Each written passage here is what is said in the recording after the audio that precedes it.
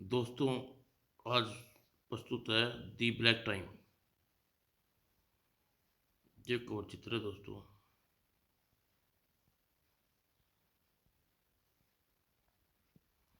Lottery बाजारों में लगी भीड़ को देखकर ऐसा लगने लगा था जैसे पूरा शहर जुआ घर बन गया हो। अधिकांश लोग अपने परिवारजनों के पेट काट कर सट्टा खेल रहे थे। आज नंबर जरूर लगेगा, दोपहर की टिकट कैश कराऊंगा और घर में महीने भर का राशन बनवा लूंगा। दो छक्के दे दो। और कुछ लोग अपने कर्ज फर्ज के साथ विश्वासघात करने का अपना शौक पूरा कर रहे थे। 1,000 रुपये चौके 500 के सट्टे। रमेश नाम का व्यक्ति फर्म में कैशियर था और फर्म के पैसे लॉटरी खेल कर अपनी किस्मत चमकाने में कोशिश में जुटा था। दोपहर तक लॉटरी का रिजल्ट आ गया। इक्का इक्का खुला है, इक्का। ओह, आज फिर छक्का पिट गया। अब घर में राशन कहाँ से ले जाऊं? ये भगवान, कंपनी के 5,000 हार गया। शाम तक मुझे 5,000 को कंपनी के कैश में जरूर रखने होंगे। क्या करूँ अब? मेरा बॉस बहुत ही कुचट है। कम कैश देखते ही वह पुलिस के हवाले कर देगा। और अब के कारण वह न तो दफ्तर गया और न ही घर। आधी रात हो चुकी है, कहीं सोने के लिए जगह तलाशनी होगी। कब्रिस्तान के निकट गुजरने पर वह रात बिताने का निर्णय लिया। यहाँ बहुत शांति है, किसी पेड़ के नीचे लेट जाऊं। उसे किसी भूत प्रेत पर विश्वास नहीं था, इसलिए बिना डरे ही एक पेड़ के नीचे पसर गया। और रात आराम से बीत गई। सूरज की पहली किरण के साथ कब्रिस्तान अंधेरा छटने लगा।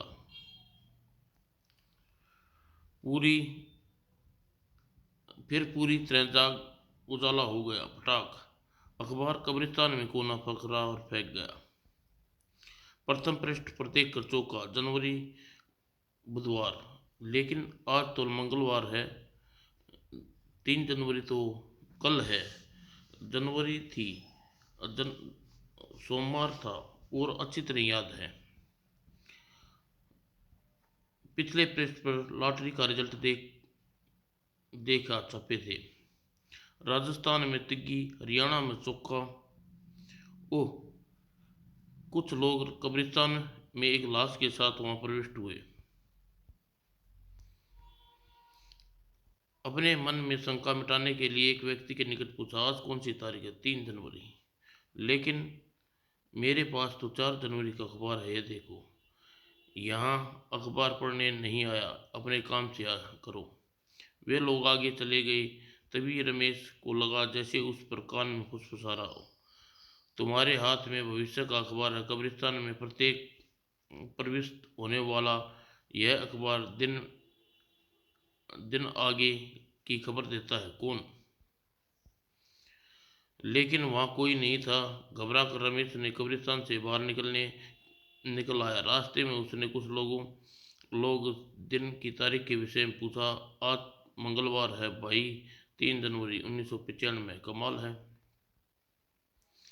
उसने अपनी जेब टटोली तो 100 रुपये का एक नोट निकला। अगर वह अखबार सच्चा है तो नंबर जरूर आएगा और 100 रुपये के साथ गुना मिल जाएंगे। वह तुरंत ही बाजार में गया। राजस्थान लॉटरी। काफी पूछताछ के बाद उसे विचित्र प्रकार का जोश भर गया। और क्या तुम मेरे सचमुच भविष्य का अखबार है? यानी लॉटरी जो नंबर इसमें छपे हैं वे आज दोपहर खुलने वाले हैं। और 1:30 बजे लॉटरी बाजार में रिजल्ट आया। राजस्थान में तिक्की, हरियाणा में चौका। ओह, 100 रुपये के 700 रुपये बन गए। हा हा, कल इन 700 रुपये के 7,000 बनाऊंगा। और पार्क में बैठकर उसने जेब से अखबार निकाला और एक बार उस पर नजर दौड़ाया। घोड़े की दौड़ यानी रेस का रिजल्ट पर पड़ी। और सुल्तान, यह घोड़ा फिसड्डी समझा जाता है, बहुत कम दाव लगाते हैं। कुछ ही देर में रेस काउंटर पर पहुंचा। अगर सुल्तान को जीतना है तो इसी पर दाव लगाऊंगा। सुल्तान पर 700 रुपये। अजी हजूर, रकम डूब जाएगी आपकी। सुल्तान कभी जीतने वाला नहीं है, आप लोग अपनी रकमों की चिंता करो। सुल्तान आज जैकपॉट जीतने वाला है। एक नंबर के गधे हो तुम। और रेस आरंभ हो गई। कुछ देर बाकी थी। तुमने सुल्तान पर रकम लगाई है? हाँ हाँ, मैं ही जीतूंगा। अबे चुपचाप, तेरा सुल्तान जीत गया तो गोली मार दूंगा उसे साले को। डोंट वरी यार, सुल्तान नहीं, अपना सिल्वर किंग जीतेगा। और तभी रेस आरंभ हुई। घोषणा हुई, ready the for last winning. और अगले ही पल रेस शुरू हो गई। दाव खेलने वाले लोग जैसे पागल हो उठे। सिल्वर किंग, रोजी रोजी। रमेश की आंखें शांत भाव थे। सुल्तान सबसे पीछे था। अचानक सुल्तान की गति तेज हुई। सुल्तान ई। और देखते ही देखते वह सबसे आगे निकल गया। ई। उसके बाद सुल्तान के निकट नहीं पहुंच सका, कोई नहीं पहुंच सका। सुल्तान सुल्तान। और जीत के रूप में रमेश को 50,000 रुपये मिले थे। 500 के नोटों की एक गड्डी दे दो भैया। सुल्तान ने विक्की मार्क क्रॉस किया और विक्ट्री मार्क कर किस किया और सन्नाटा छा गया। सिर्फ रमेश ही का स्वर गूंज गया, मैं जीत गया, सुल्तान जीत गया, हा हा हा। रकम जेब में रखकर वह खुश था। 5,000 कंपनी को लौटाने के बाद ही 45,000 बच जाएंगे। आज की रात फिर कब्रिस्तान में सोऊंगा। कल अखबार मेरी रकम 10 गुना कर देगा। और सड़क पर आकर उन टैक्सी के लिए नज़र दौड़ाई। समय काट नष्ट करने की बजाय लोकल स्टेशन ट्रेन पकड़ी। इस जगह खाली टैक्सी मुश्किल से मिलती है। और स्टेशन पर एक ट्रेन तैयार हो खड़ी थी। वाह, यह पूरा कंपार्टमेंट खाली है। और उसने आराम से बैठने के बाद वहाँ अखबार खोल लिया। ओह, इस पे तो अखबार में ब्लॉक तेल के कुएं में लगी आग बुझ गई। वह बोर खबरें भीतर पृष्ठ पड़ता रहा। और एक हेडलाइट देखकर उसकी दृष्टि जम गई। लोकल ट्रेन में हत्या। जल्दी उसने पूरी खबर पढ़ी। लोकल ट्रेन में रमेश खाली वाली नामक व्यक्ति किसी चाकू मारकर हत्या कर दी। लाश कुछ देर पहले ही उसमें 50,000 रुपये जीते थे। समझ में नहीं आता ये रकम के लिए की गई है। और तभी दरवाजे पर आहट हुई। और घबराहट उसने घबरा कर उठना चाहा, लेकिन सफलता नहीं मिली। अय्या। और रमेश के हाथों में द ब्लैक टाइम छूट गया और खिड़की के बाहर तेजी से हवा में उड़ता चला गया। सर, जिंदगी और मौत। जेम्स अपने कुत्ते की तलाश में भटक रहा था। उसका कुत्ता टॉमी सुबह से ही वापस नहीं लौटा था। पिछली बार टॉमी गायब हुआ था तो इसी कब्रिस्तान में मिला था। कब्रों के बीच गुजरता हुआ उसकी निगाह एक कब्र पर पड़ी। वाह, यह क्या हो सकता है भला? 250 बरस कैसे जीवित रह सकता है? यह झूठ है। रॉबर्ट डिसूजा का जन्म 1740 में, मृत्यु 1990 में। तुम तुम कौन हो? मैं तुम्हें रॉबर्ट डिसूजा के लंबे जीवन की कहानी सुनाने आया हूँ। सानी सुनकर इतना बता तो पत्थर पर लिखी तकरीर झूठी है सच।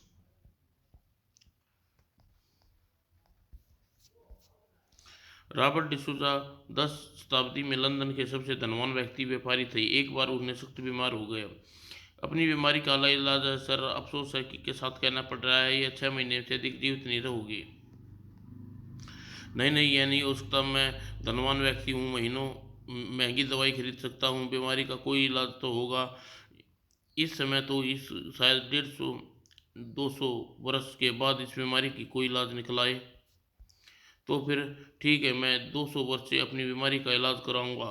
मैं इस तरह बेवसी की मौत नहीं मरूंगा। मौत पर किसी की वश नहीं होता सर। अपने भाग्य में शायद यही इतनी ही आयु लिखी थी।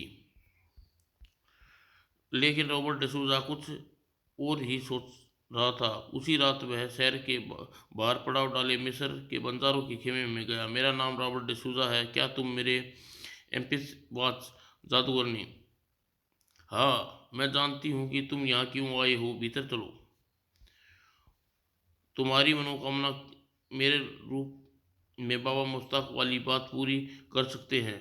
वह तुम्हारे मृत शरीर को 200 250 वर्ष जीवित के लिए सुरक्षित रख सकते हैं और दोबारा जीवन होने पर राज भी बता सकते हैं। मैं फौरन उनसे मिलना चाहता हूँ। उनसे मिलने के लिए तुम्हें मिस्र जाना होगा। तुम उन्हें मेरे पास पहुंचने का संदेश भेज दो। मैं मिस्र के लिए रवाना हो जाता हूँ। और अपने निजी जलपोत में रॉबर्ट डिसूजा मिस्र के लिए रवाना हो गया। जीवन की चाह में रॉबर्ट पगला सा उठा। और तेज चलाओ निकम्मो, आज जल्द से जल्द मिस्र पहुंचना है। आखिर 6 महीने की लंबी यात्रा के बाद जलपोत मिस्र पहुंच गया। रॉबर्ट डिसूजा ने अपने जीवन का अंतिम कगार पर पहुंच चुका था। आह, और तपते रेगिस्तान में वह लोग तक काफ़ी देर किए बिना रुके ही पार करते रहे। नया जीवन प्राप्त करने के लिए इतनी मुसीबत उठाकर रॉबर्ट डिसूजा मुस्तफा वाली कैटेरिया में पहुंचा तो उसकी मृत्यु के चंद घंटे शेष बचे थे। बाबा वली, आपकी मैं अपनी कोशिश में कामयाब हो जाऊंगा ना? ज़रूर। हम तुम्हें एक नए जीवन की सौगात देने जा रहे हैं। और कुछ देर बाद डिसूजा मृत्यु हो गई। बाबा ने अपने काम शुरू कर दिया। जिस्म ठंडा होने से पहले इसके रसायन का लेप लगाना और रॉबर्ट डिसूजा की मम्मी को एक शीशे के ताबूत में बंद करके बाबा वली के आदमियों ने को सौंप दिया। ले जाओ इसे। और 250 वर्ष बाद मिस्र की किसी जादूगर इसे दोबारा जीवित कर सकते हैं। और रॉबर्ट डिसूजा की लाश विदित मम्मी बनाया गया और रॉबर्ट डिसूजा के विश्वास पात्र सेवक उसके शव को लेकर अपने देश इंग्लैंड के लिए रवाना हो गए। लंदन पहुंचकर रॉबर्ट डिसूजा का शव उसका वसीयत उसकी हवेली के तहखाने में रख दिया गया। 250 वर्ष बीत गए। धीरे धीरे रॉबर्ट डिसूजा को भूल गए और अपनी यानी रॉबर्ट की मृत्यु के 250 साल पर उसकी हवेली एक वंशज पीटर डिसूजा का अधिकार था। और एक दिन डिसूजा अपनी आंख खोली। कोई मुझे आवाज़ दे रहा है। पीटर डिसूजा ने अपनी शुद्ध बुद्ध खो चुका था। मुझे तहखाने में जाना होगा। और सम्मोहित था पीटर डिसूजा कदम समय ही वर्षों से बंद पड़े तहखाने की ओर जा रहे थे।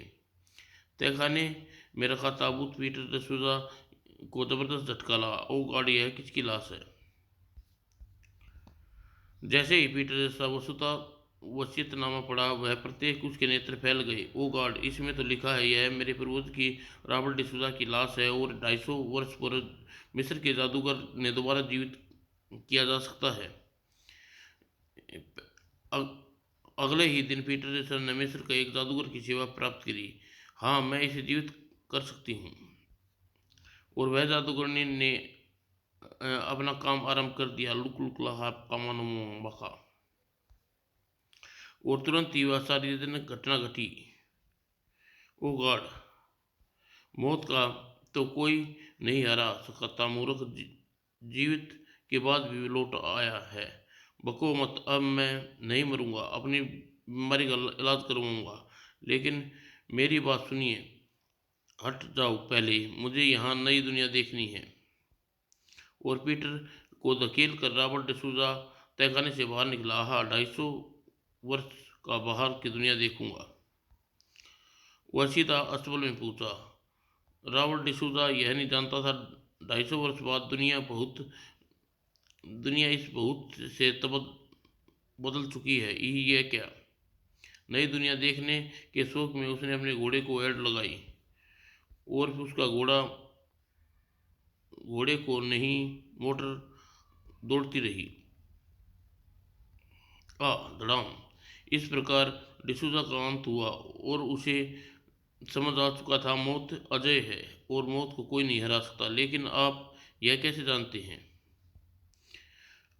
और कुछ ही मिनटों बाद डिसूजा नया जीवन भी अंत हो गया, इसलिए कि मैं रॉबर्ट डिसूजा हूँ। मेरी आत्मा इसी किसी को राज बताने के लिए भटक रही थी। इंसानों का ही यह संदेश देना चाहता हूँ, मौत से लड़ने की मूर्खता कभी न करें। मौत अटल है और अटल है। और एक आत्मा को अपने सामने देखकर भय के कारण उसके होश खो बैठे, और जब उसे होश आया तो सुबह हो चुकी थी। टॉमी कुत्ता उसे जगा रहा था और वह तुरंत ही कब्रिस्तान से निकल गया। क्या कोई मेरी साथ घटी घटना पर विश्वास करेगा?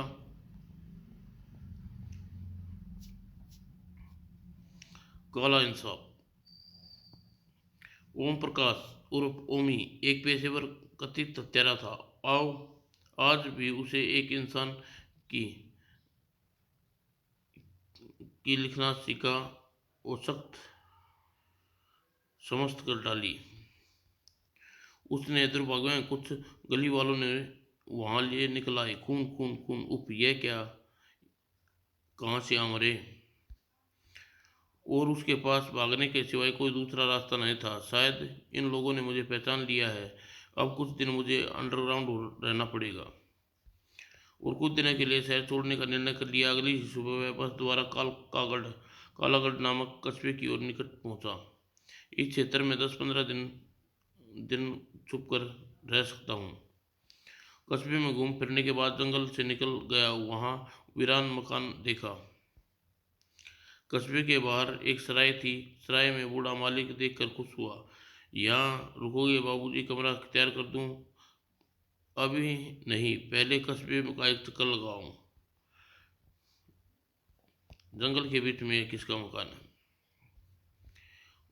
और उकतक वर्ष उसने मकान का चक्कर लगाया। वह वापस सराय पहुंचा। बूढ़े ने मकान के विषय में बताने लगा। मैं इस वीरान मकान में कुछ दिन रहना चाहता हूँ। लगभग लगभग 200 वर्ष पुराना है। उसमें एक अंग्रेज जज रहता था। वह बहुत जालिम था इंसान था। वह अपराधी फांसी की सजा सुनाता था, अपने ही मकान में फांसी दिलाता था। कस्बे वाले उस का मानना है कि मकान में कभी आज तक जत की आत्मा निवास करती है। लगता है बहुत दिनों से बंद पड़ा है, लेकिन यह स्थान उपयुक्त है। क्या तुम उसका कमरा मेरे लिए साफ कर सकते हो? करा तो सकता हूँ, लेकिन तुम्हें उस मकान में रहने की सलाह नहीं दूंगा। कारण पूछने पर बूढ़े ने बताना शुरू किया। दोपहर तक बूढ़ा मकान की चाबी ले आया और ओजी को कमरा वहां पहुंच गया। इस तरह क्या बकवास विश्वास नहीं करता। आप तुम अगर तुम्हारे वश में है तो मेरे लिए यह मकान रहने का प्रबंध कर दो। किराया अदा करने के लिए तैयार हूँ। ठीक है, मैं उसके मालिक से मिल लिया। मैं उसके जाकर बात करता हूँ। यह कमरा साफ कर दो। यहाँ 8-10 कमरे हैं, तुम जिसे कहोगे उसे साफ करा दूंगा। बूढ़ा काम बूढ़े को काम पर छोड़कर ओमी बाहर निकला। अब यह कमरा साफ होता है, थोड़ा घूम लिया जाए। और उसी पल उसकी जमीन नजर पर दीवार पड़ी। ओह, यह क्या? यह तो फांसी का फंदा है। और घूमकर उस दिशा में देखा। कमाल है, यहाँ तो फंदा कहीं दिखाई नहीं दे रहा। यह परछाई कैसी है? वह आगे बढ़ा। फंदा भी आगे खिसकने लगा, लेकिन समझ में कुछ नहीं आ रहा था चक्कर क्या है।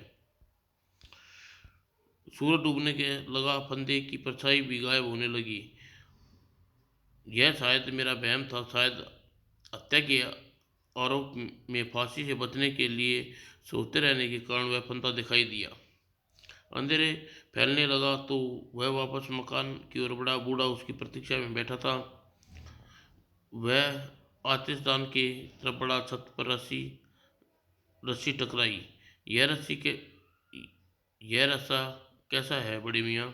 यह एक घंटा बजाने का रस्सा है। कहा जाता है कि जब किसी को फांसी देता था तो पहले घंटा बजाकर आसपास के लोगों को जमा कर लेता था। ओमी ने रस्सा खींचा, बाहर घंटा बजा। उफ, यह कैसी भयानक आवाज है। और तुरंत ही मस्तिष्क में जज का भूत सवार बड़े रस्सी से बेताब पड़ गया। और अब सराय का रास्ता, सुबह नाश्ता लेकर आऊँगा। ठीक है बाबू। और बूढ़े के जाने के बाद जैसे ही उसने दरवाजे की ओर उठाई तो उसने बिस्तर पर आकर बैठ गया और उसने एक लंबी नींद निकाल लूँ। तभी अभी उसने पहला कोर ही तोड़ा था कि घंटा तेज आवाज़ सुनाई पड़ी। उसने तुरंत उसने तुरंत ही घंटे की रस्सी को देखा। वो चूहा और रस्सी के सिर पर पहुंचा। चूहे को उछाल लगाई और निकट आकर चूहा रुक गया और अपनी चमकीली आंखें ओमी को घूरने लगा। ए भगवान, इसकी आंखें भयानक है। इतना बड़ा चूहा पहली बार देख रहा हूँ। चल भाग। उसने चूहे को भगाने के लिए हुंकार लगाई, लेकिन चूहा डरा नहीं। भागने की बजाय खाने पर टूट पड़ा। ची ची ची ची ची।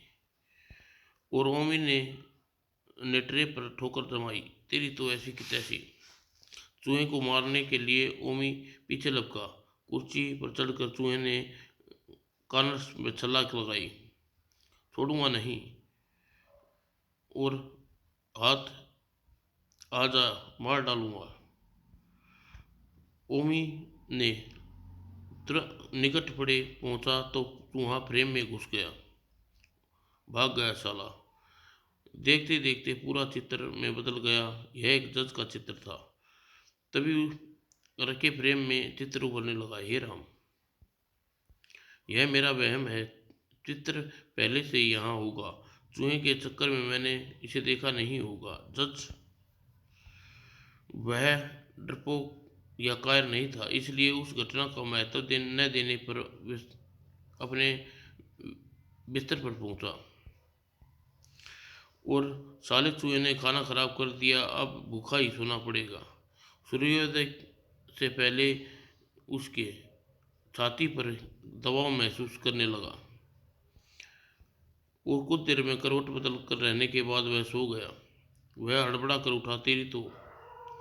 और वह फिर चूहे के पर झपटा। चूहा जज की कुर्सी पर जा बैठा।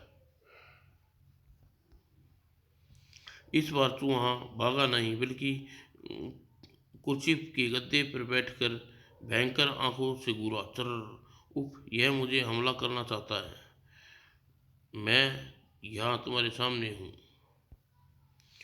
और किसी हथियार की तलाश उसने इधर उधर देखा। तभी उसके चित्र पर पड़ी। ये भगवान, जज का चित्र कहाँ गया? कौन हो है? और कुर्सी पर स्वयं जज बैठा दिखाई दिया। हे राम, कौन हो तुम? यह क्या नाटक हो रहा है? चुप रहो। तुम इस समय एक जज के सामने हो। इस पूरे क्षेत्र में कभी यहाँ यहाँ मेरा राज था। मैं आदेश जनता। मेरे काला इंसाफ दूर दूर तक प्रसिद्ध था। काला इंसाफ? हाँ। किसी को फांसी की सज़ा देता था तो लोग काला इंसाफ कहते थे। और आज बहुत दिनों बाद अपने काला इंसाफ दोहराने का अवसर मिला है। मैं तुम्हें फांसी की सज़ा दे रहा हूँ। और जज उठकर छत पर लटे रस्से को नीचे लाकर रखी और कुर्सी पर चढ़कर फंदा बनाने लगा। उफ, यह क्या? कैसे भागूं यहाँ से?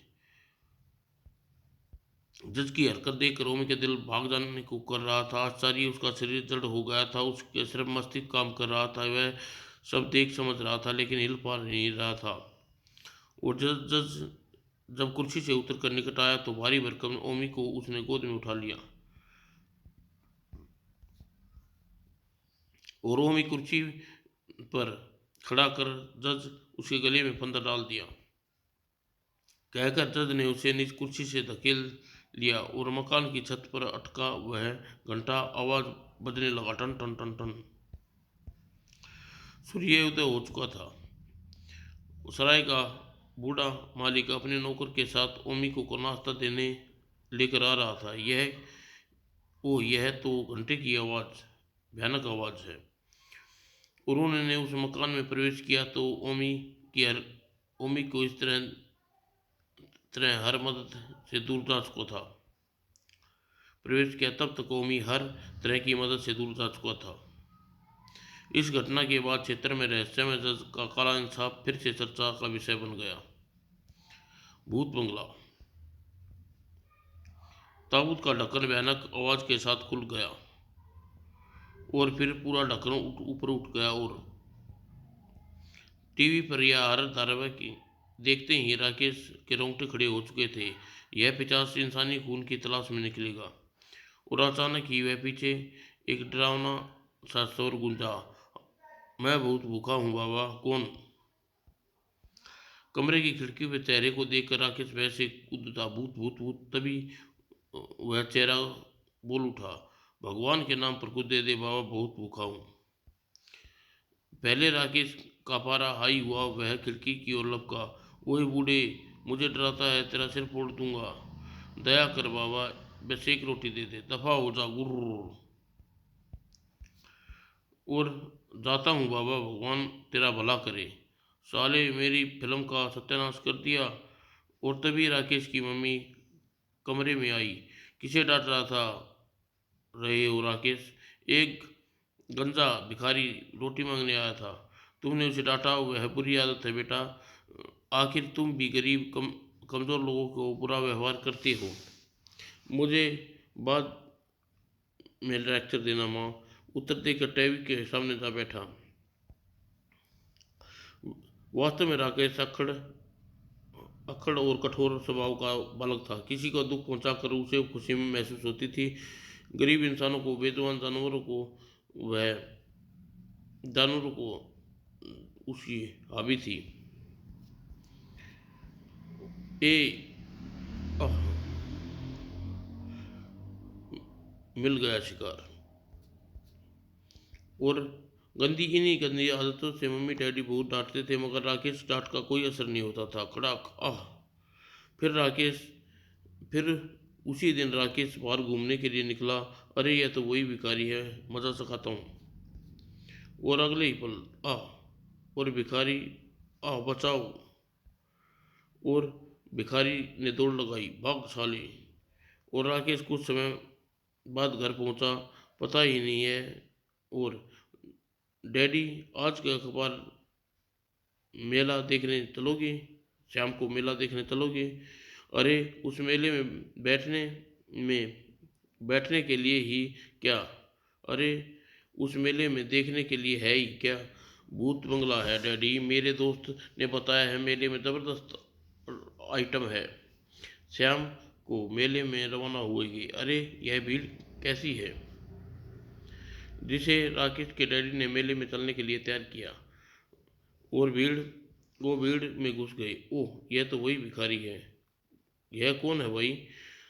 भिखारी है, मर गया बेचारा, इसके सिर पर घाव, यही घाव इसकी मौत का कारण बना।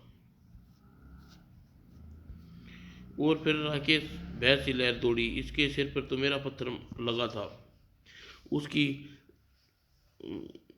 दारे लाख उसकी नजरें लाश के चेहरे पर जमी हुई थी।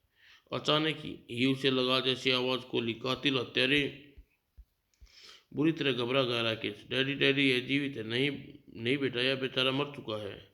तो यहाँ से चलिए डैडी। और मेले की ओर जाते राकेश के मस्तक में बैठाया हुआ था। उसने सचमुच आंखें खोली थी, वह मेरा वहम था। उसने मुझे कातिल हत्यारा कहा था, लेकिन मेले में पहुंचते ही सब कुछ भूल गया। देखिए डैडी, कितना बड़ा मेला। कुछ ही कुछ ही देर लगी उन्हें भूत बंगला की तलाश कर लिया। आइए लोग, भूतों से मुलाकात कीजिए। ऐसे हमने भूत तैयार किया है जिसे भीतर रोमांचित हो उठोगे। चलिए डैडी। नहीं, तुम जाओ बेटा, मुझे ऐसी चीज़ों से दिलचस्पी नहीं है। और डैडी राकेश के लिए एक टिकट खरीद दी।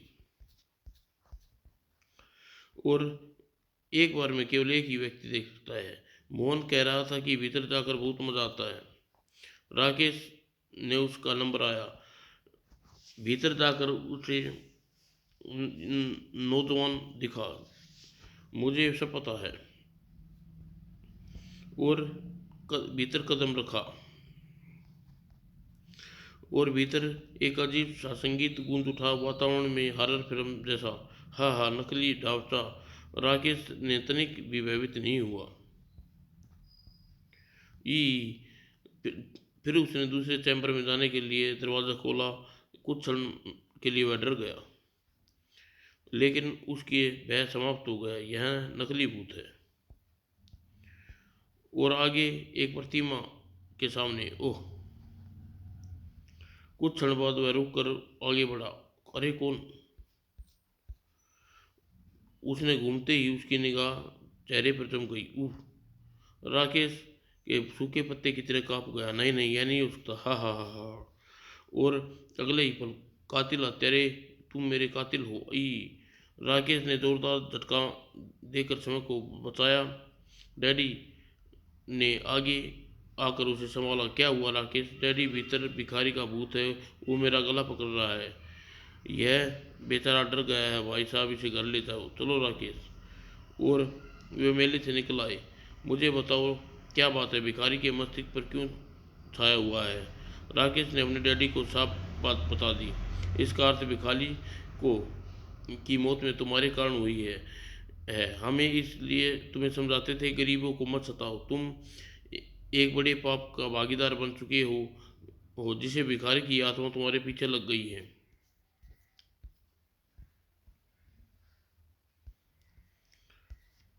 और अब डैडी ने के बाद कभी किसी को नहीं सताऊंगा, मुझे माफ़ कर दो। मेरा विचार है तुम्हें उसी समय भिखारी से क्षमा मांगनी चाहिए। और डैडी ने तुरंत शमशान में भिखारी के अंतिम संस्कार किया जा रहा था। और राकेश चिता के सामने झुक गया। मुझे क्षमा कर दो बाबा, मैं वादा करता हूँ कभी किसी को असहाय को दुखी नहीं पहुँचाऊंगा। मैं सच्चे मन से याचना कर रहा हूँ बाबा, मुझे बच्चा और ना समझ समझ कर क्षमा कर दो। और रोते हुए उसने सबके चेहरे की ओर देखा। ओह! सब के आंखें खोलने लगा। वह डर गया। उसने होठों पर मुस्कान देखते देखते हुए धाचा बताया। फिर उसके कानों में स्वर पड़ा। सच्चे मन से मांगी गई याचना कभी भगवान स्वीकार कर लेते हैं। फिर तो एक भिखारी हूँ, जा, मैंने तुझे क्षमा किया। यह समय राकेश ने सुन लिया था और सब की आंखों बंद हो गई। राकेश के मन में बोझ हट गया। वह स्वयं को एक नया इंसान महसूस करने लगा। भिखारी की चिता पर उसने मुखाग्नि दी। आज से मैं अपना जीवन गरीबों और दुखियों की सेवा में लगा दूंगा बाबा। आपके कारण एक इंसान बन गया हूँ। उस दिन के बाद राकेश ने कभी कोई ऐसा काम नहीं किया जिससे किसी को कष्ट पहुँचे। अपने मित्रों को भी वह यही बात समझाता था, किसी को दुख न पहुँचाओ। हमें विश्वास है ऐसे तर्क पढ़ने के बाद आप भी राकेश से नसीहत लोगे। समाप्त दोस्तों।